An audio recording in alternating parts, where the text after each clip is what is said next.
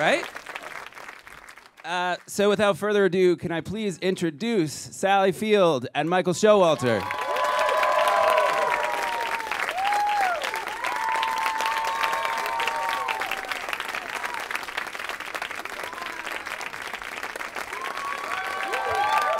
First up, Sally, I'd love to ask you, what did you love about Doris when you saw the script?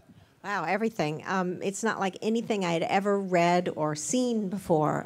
She's such a unique character, and the whole story is so unique. And I know there's a lot of like sound bites when we're doing press now where they want to pick up the whole thing of the older woman and younger man romance, but that's really not what it is. I mean, I had a lot of people like say, "Oh, are you a cougar?"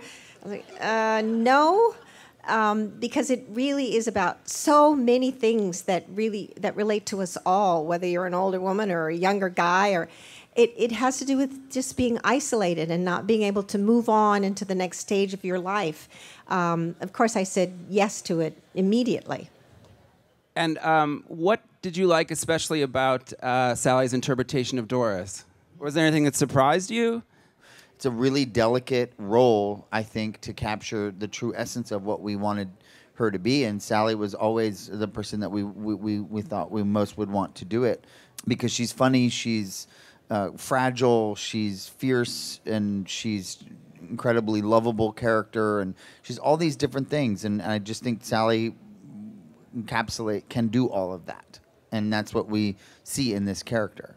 Absolutely, and also on that note, I think we have a perfect clip in which Sally manages to do all those things in about a minute and a half. Oh, great. Fortunately for us, unfortunately for Doris, this is only the beginning of many awkward encounters. So I would just ask, there's so many people pop up in the film. What was the casting process like? Max Greenfield was actually the first person to be agreed to do the film. He and I had worked together previously. And then we asked Sally to do the movie, and she said yes. Once those two were cast, some of them are friends, some of them are people whose work I just know. But the comedic talent was just astonishing, and they were so. I mean, the improving and bringing it all alive. We have Wendy McClendon Covey is in the film, and Stephen Root and Tyne Daly. Who's amazing in the film and so funny. And I would just ask Sally, did you and Tyne at any moment talk to Michael about anything? Not that you didn't trust him, but just to sort of say, hey, as someone who is around the age of this character, perhaps I could shed some light on this particular scene or this particular angle or this particular part of our characters? There was a constant collaboration between what I bring, what I sing, what my work was, and certainly when Tyne was there, you know, how we immediately fell into a relationship. But Michael was the third person in that menage a trois. He was, you know, he was circling, hovering around us always. I'm sort of big picture, kind of just making sure that the whole boat is moving in the right direction. But they're the ones who are creating the tiny little details that are memorable, or in some cases, you know. Tyne, I remember, was irritated that the napkins on the dinner table weren't the right kind of napkins that her character would have. Well, that's a little silly. And I'm thinking, really. like, no one's going to be looking at the napkins, you know, but like, or, you know, just these little things that make a character special and come to life is what I think the actor brings to the role that I'm not seeing at all. We have a pretty great clip coming up here that kind of, I think, well illustrates the attention to detail on making the characters. And here's the clip. So I'm just wondering, how many costume fittings? Where did it all begin in terms of the collaboration and figuring out who Doris was? And you know, the clothing is sort of, it's really interesting and sort of oddly curated, but it's not on trend. And so this character, who's very shy and interior, speaks to the world through what she wears when we first meet her. That's how she tells. That's how her expression is in her clothing and her jewelry and her makeup and her hairdo, and then that's kind of all we knew. And then Sally Field. Well, we had a phenomenal costume designer named Rebecca Gregg, and when I could put the clothes on and I could start to put the pieces together, You know, I could feel her, how she walked. First of all, the clothes were unbelievably repulsive. I smelled like an old dead sheep, and we shot it in the summer. It was 100,000 degrees, and I had 14 layers of scratchy, smelly wool. It was like your version of The Revenant. You thought Leonardo DiCaprio worked hard. Exactly. But it was worth it. It was worth it because it was who she was, and I would lose her posture and her way of talking and everything when I wasn't in her outfits. And I just, having watched the movie myself, and you sort of touched on this a little bit, but how did you strike the balance between the sort of belly laughs and the heartbreaking scenes? How do you approach that? I mean, it to me, it wasn't like it just is what the movie was to me. And that's why when we talked about it, it is sort of like just going, you just got to trust me. It was a lot of just like, I promise you, it's not going to, it'll be right, you know?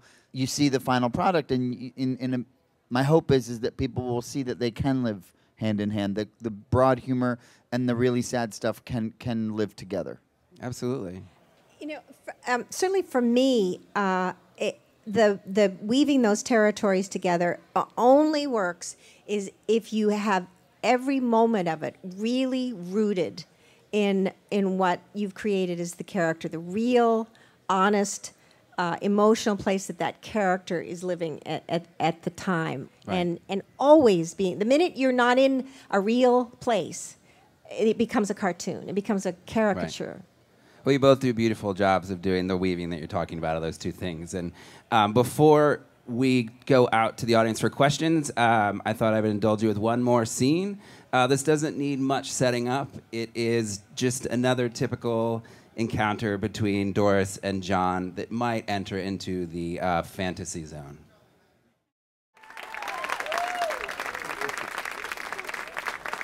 So now you're getting a fuller picture of the film even. So she's not entirely not a cougar. Doris has a very rich imagination. And we learn in the movie that... don't give it away. Don't? Those people are going to rush out and see it, aren't you? Okay. Yes, yes.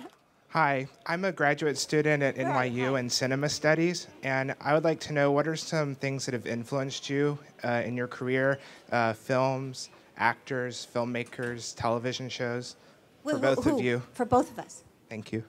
Oh, boy. I mean, phew. We were talking about, earlier today, I was talking with someone about, you know, those moments where, like, you're young and you see something and, like, all these lights just start going off in your head.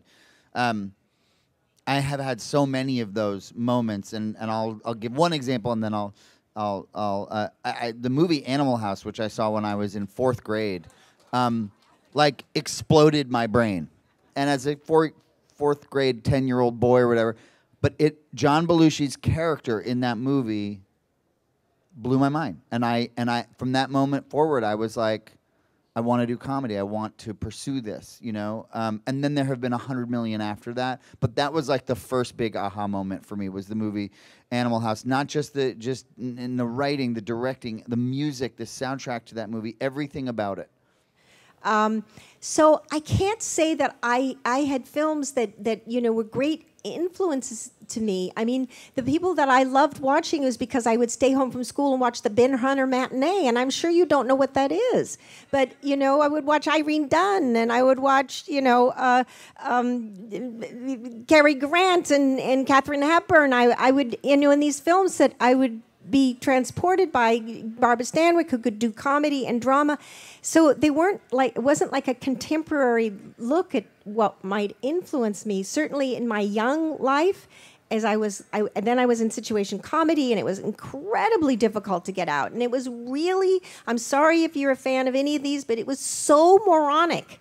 It was so stupid. You felt every part of your brain just beginning to shrivel and die. Is there a particular message or maybe like advice that you guys have of learning throughout making the movie, or even just now, just to anybody older or younger that might feel lost and are trying to find themselves now?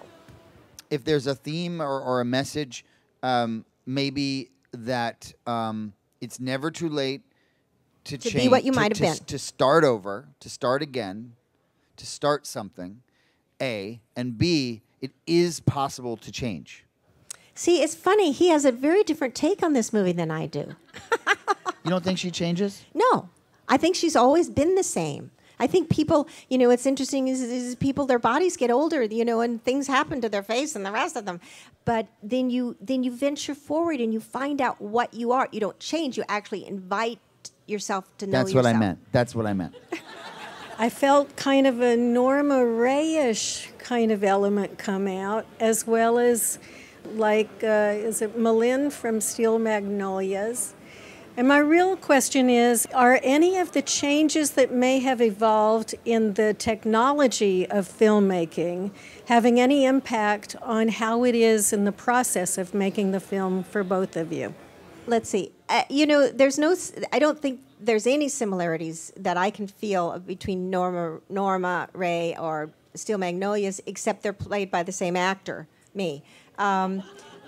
And in that way, of course, there'll always be, some essence that remains the same. But this is very, very different territory than I've ever explored, really.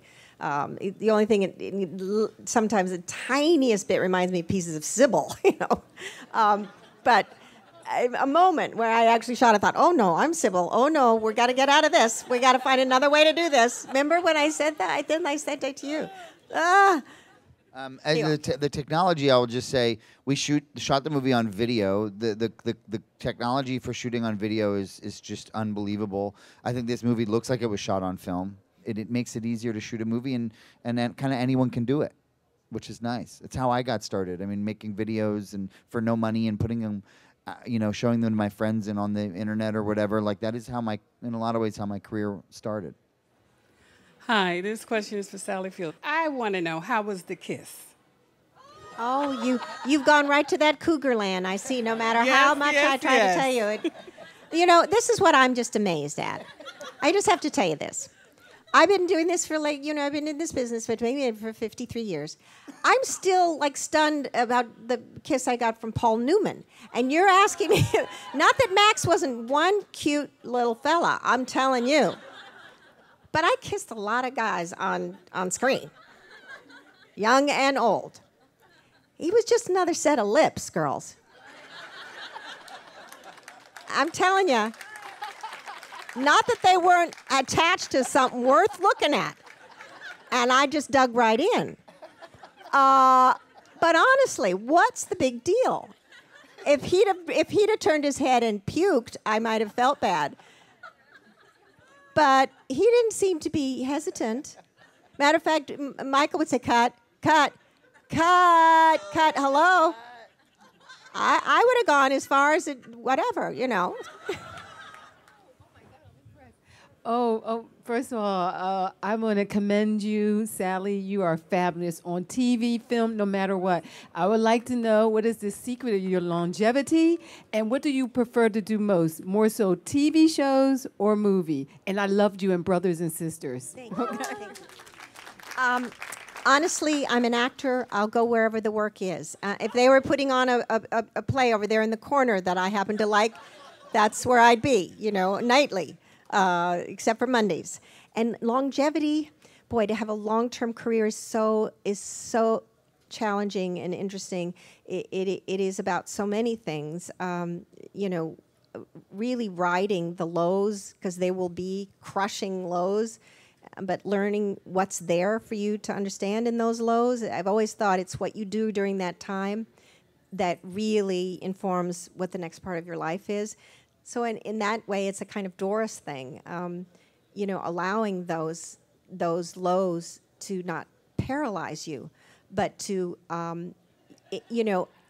make you move. They make you move in a direction you might not have wanted to go, might not have thought you were going to go. I mean, there's a great quote, you have to give up the life you planned to find the life that's waiting for you. You have to give up all those images. Oh, I'm going to be this, and I'm going to be in all these movies, and everything's going to be... No, you're not.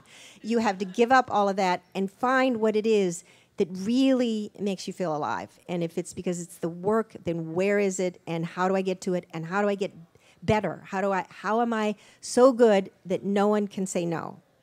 So...